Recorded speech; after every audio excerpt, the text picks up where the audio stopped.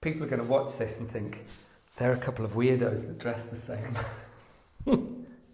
We don't always dress the same. In this week's episode of Chateau Capers, I'm pushing hard to finish the panelling in the creaky bedroom, Jane holds my hose, and we reveal our new plans for the final Gîte bedroom.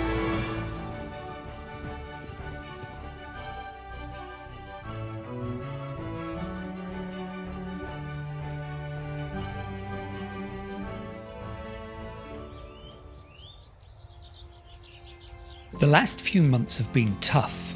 Emotionally, we've felt completely ground down. Every big adventure has its highs and lows, and this winter was definitely one of the lows. We were struggling. Some days it felt as though we weren't achieving anything at all, and that maybe we never would. We kept smiling through it, reminding ourselves that every tiny step forward was a step towards our goals.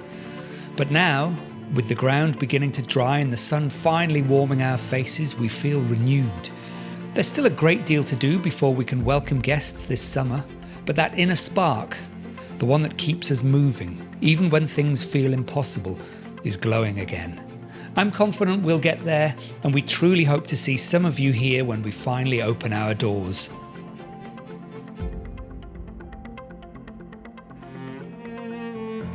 As I said, there's a lot of work still to do, so I'd better get my arse into gear and get on with it. Here in what was the laundry room, I wanted to take out the sloped windowsill. It serves no purpose aside from stopping anyone putting something on the windowsill. Beneath the wooden top layer, the supports were completely eaten away and softened by moisture. There was a mountain of woodworm poo and it was backfilled with loose rubble for the main part.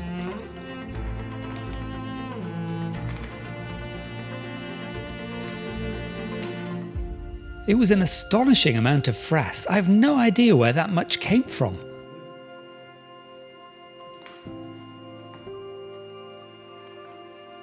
I suppose I could have scraped all of this rubble into a bag, but no, I just tipped it on the floor.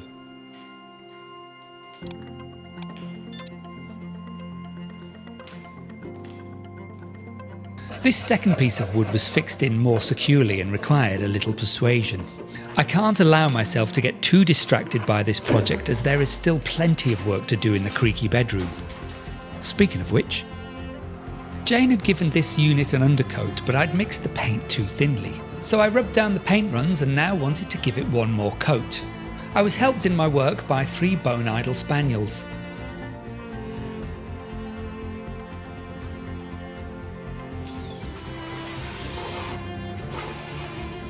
One thing holding me back finishing the work in the ensuite is the wiring.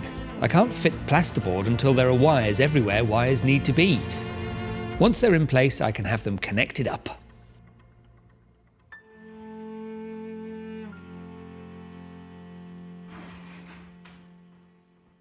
Welcome to Jane's Find of the Day with Jane. Hello and welcome to Find of the Day at Château de Pican. Today I'm talking about this knife, which I just found in one of the drawers in the kitchen. It's a little bit intriguing. It's got a stamp on it and it says Gaugeard, Orléans, Orléans being a French city. And I thought, well, that could be useful to find out what it is, where it's from. And Gaugeard apparently for 3 generations was a cutlery maker in France from the late 19th century to mid-20th. So that's interesting. I found somebody selling knives which also mentioned Gaugeard, and they said they were first empire, so that would be Napoleonic times. But looking at it in a little bit more detail, apparently the fact that it's stamped as it is means that it's not dated from the early 19th century. So it's made in the style of First Empire. So the sort of knives that Napoleon might have used would have looked like this, but this one is not from that date. It's a replica, if you like, from either the late 19th century or in the 20th century. In order to date it a little bit better, this decorative collar, apparently almost certainly made of nickel silver, because it also has a little bit of verdigris on it, indicating a copper alloy, so it's not silver at all. But this decorative collar is typical of older cutlery within that window. It looks like the handle's made of horn as well, which means it was slightly better quality than if it had been made of bone. It's got a rat tail tang, which means there are no pins or other evidence of the continuation of the knife into the handle. So it's got a thin spike that's been pushed into the handle. Dating it, it's got a rounded end, so it would have been used as cutlery. It's made of carbon steel because it's rusty, so it's before the stainless steel period, and therefore the most likely date for this is in the interwar period, so 1920s or 1930s. So it's probably either is 100 years old or is nearly 100 years old.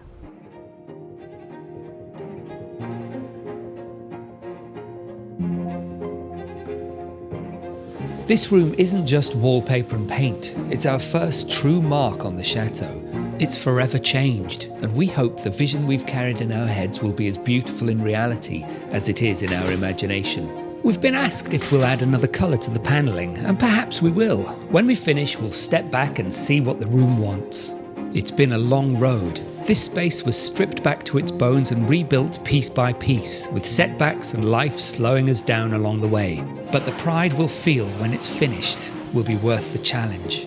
As we move on to the next rooms, the work we've done here gives us the confidence to take on even bigger, more beautiful challenges. Now we just need to work about 15 times normal speed to get it all done.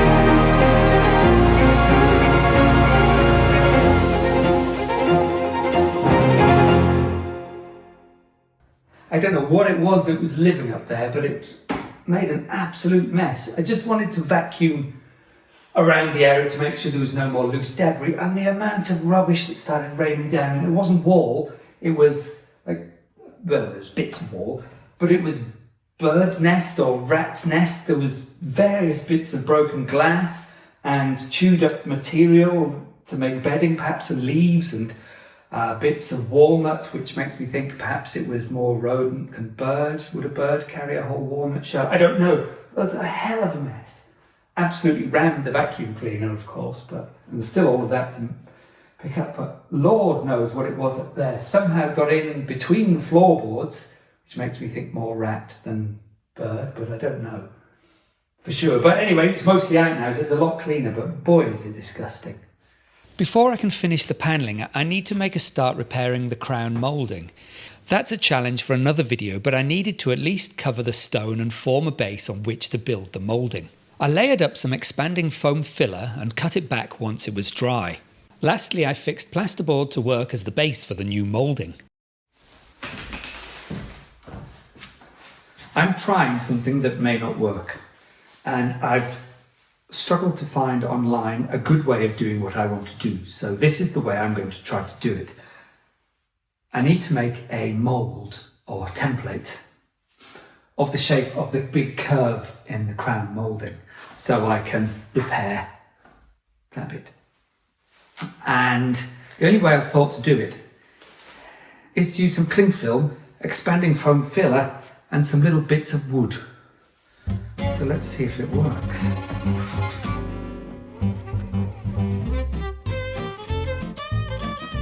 I very soon found that in this moment gravity wasn't my friend. Also, there wasn't as much foam filler left in the can as I'd hoped, and my bits of wood were all the wrong size. I was setting myself up for failure.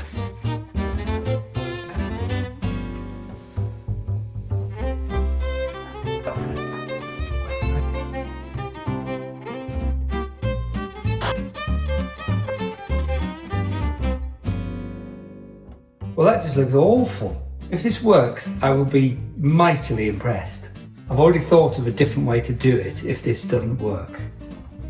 We'll see what happens.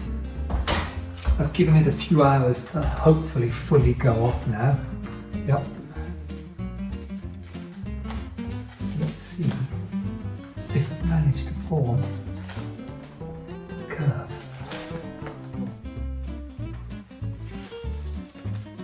It's not gone off fully. This might work though. So there's my shape. I mean, it's not fully hard. And there, it doesn't feel like it's even started to go off. It's a bit odd.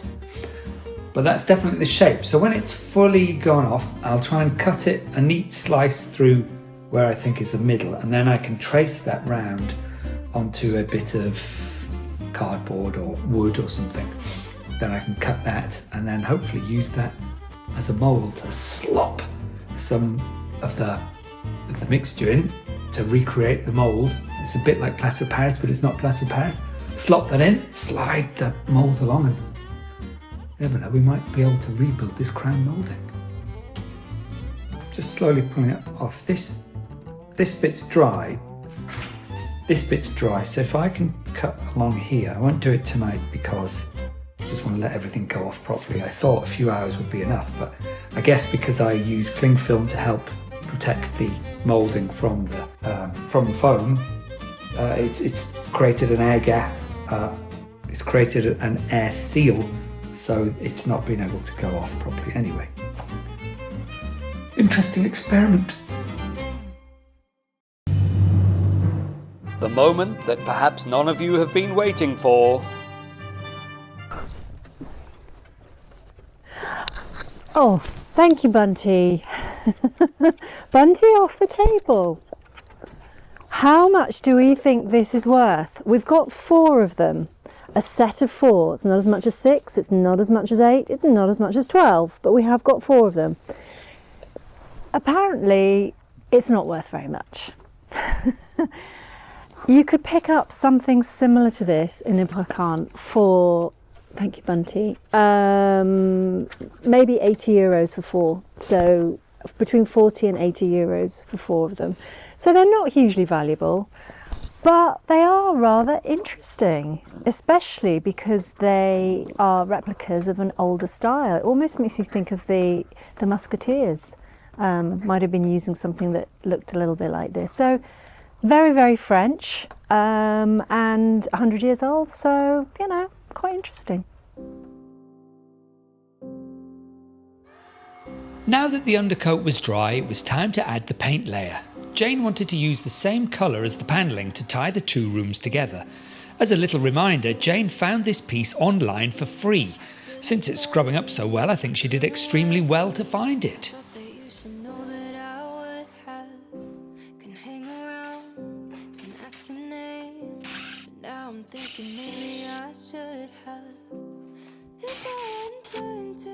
The inside of this cupboard the wood has curled up over time, so I'm going to use the trusty nail gun.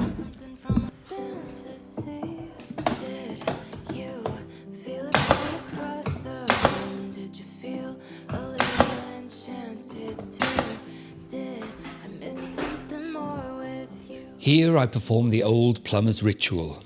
I place my hands under the imaginary water to ensure the tap is in the correct place. Like something from a movie scene, never knowing what could have been. I bought this hole saw guide very cheaply nearly 2 years ago, and so far it's done its job really well. So that's where the hole is going for the tap. And as you can see, there's some wood in the way. Let me move pencil and tape measure. And so I've just got to cut out that little bit of wood there, which, to be perfectly honest, isn't too bad. I might have to cut a little bit off that shelf runner. This sausage I'm rolling is plumber's putty. It's used to create a watertight seal so the water doesn't spill all over the floor. Some plumbers use silicone sealant instead, and sometimes I'm one of them. But today I'm going old school. Of course, I'm still using the silicone to stick the basin to the marble top. And that's the bowl done. I think that looks really sweet for a nice little bathroom. It's a good little size. We'll have shelves around so that, you know, you have somewhere to put a toothbrush that isn't standing on the edge or something. I think that's nice.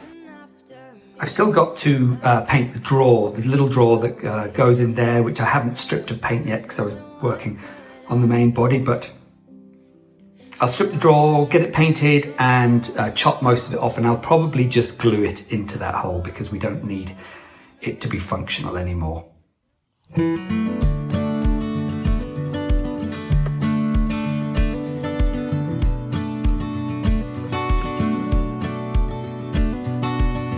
It is nearly springtime and the grass in here is quite lush.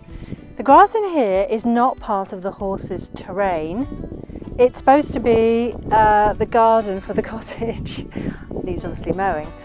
But the problem is, when we've got the gate open to allow the horses out to their field at the front, they know, Harry in particular, knows that this electric fence isn't on. And he will just knock it down within moments and then trample all this area and eat the grass. So we've got to find a way to connect up both sides of the gate when the gate's open. This is the gate that leads from the barn out to the field up front, and this is the one where we need to provide another electrically conductive connection when the gate's open. And we've got two tools to try. We've got this little spade, I thought I might try with that, and we've got this trenching tool because we need to dig down and bury the wire. Very stony ground.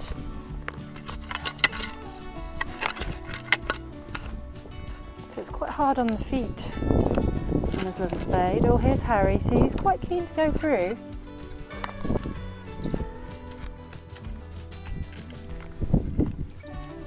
But I know someone else is wearing dungarees today who might be able to help.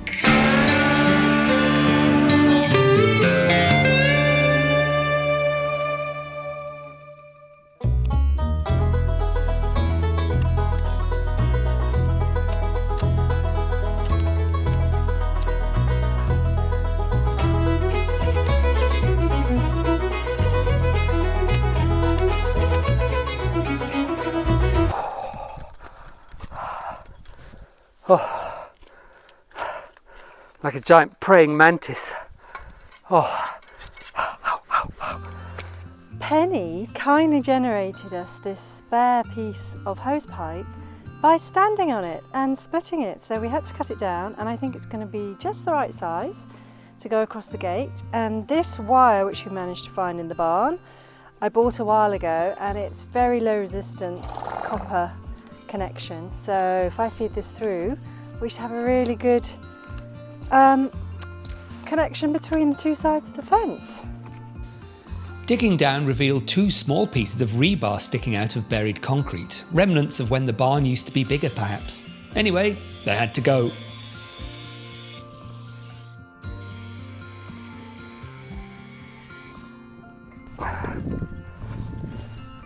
So if you stretch it out, maybe that'll make it easier?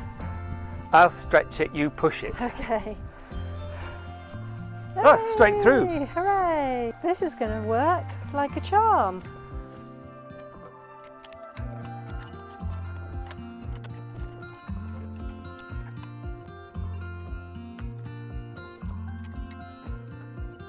So we just need some connectors and then we'll be ready to go live.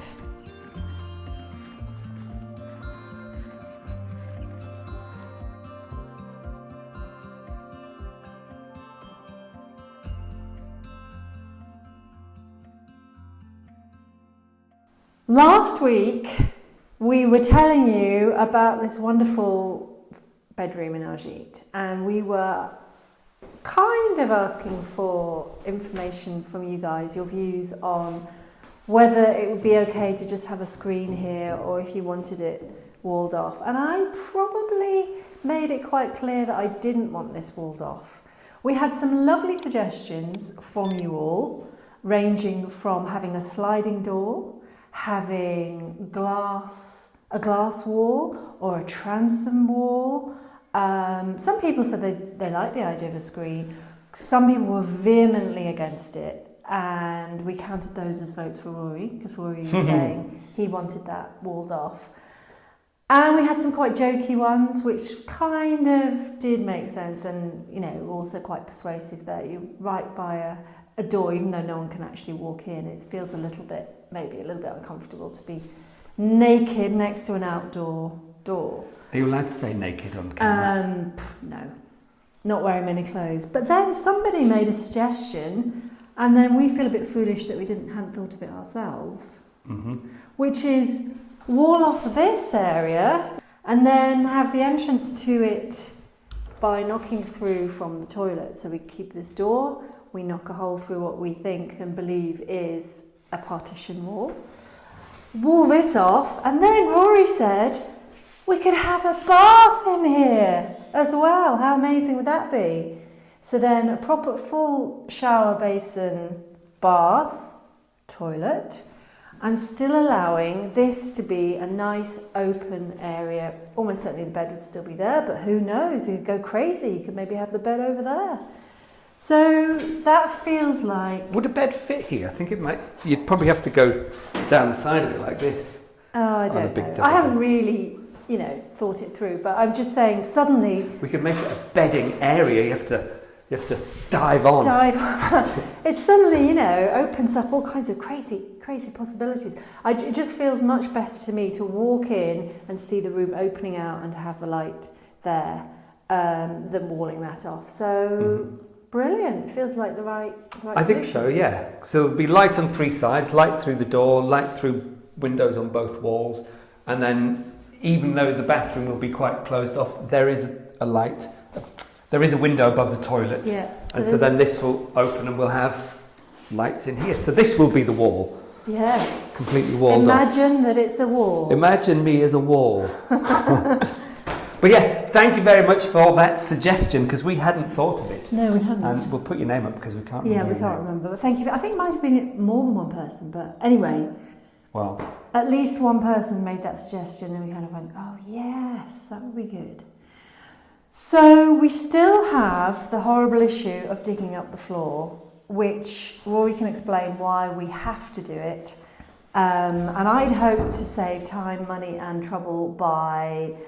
maybe painting the floor, because the tiles are not at all nice, but they're going to have to come up. And now we found some really beautiful cement tiles which are much more in keeping with the style of the chateau than the tomettes that were put down by our German predecessors, and are much more similar to what was here before they did that.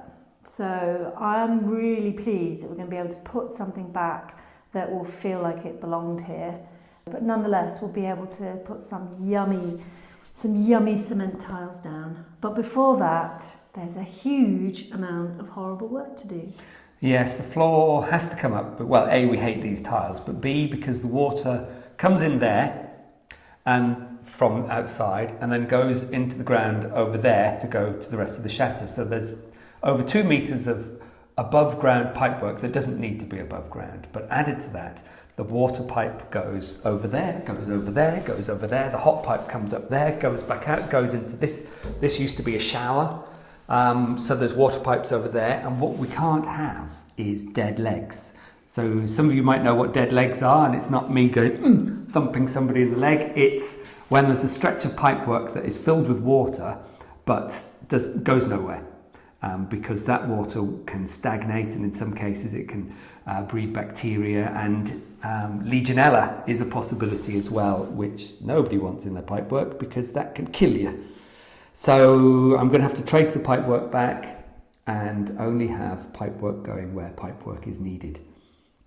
So that's going to be a bit of a pain in the bum, but it must be done. So that's what's going to happen next when we get into this room. Lots more demolition. Yes, and then lots more transformation, which is really exciting. And nudity. And not very much nudity at all. Okay. Maybe some more dungarees being worn, perhaps. And nothing underneath. Well, I wouldn't go that far. Unless it gets very hot, which it might do, I suppose. Whoa.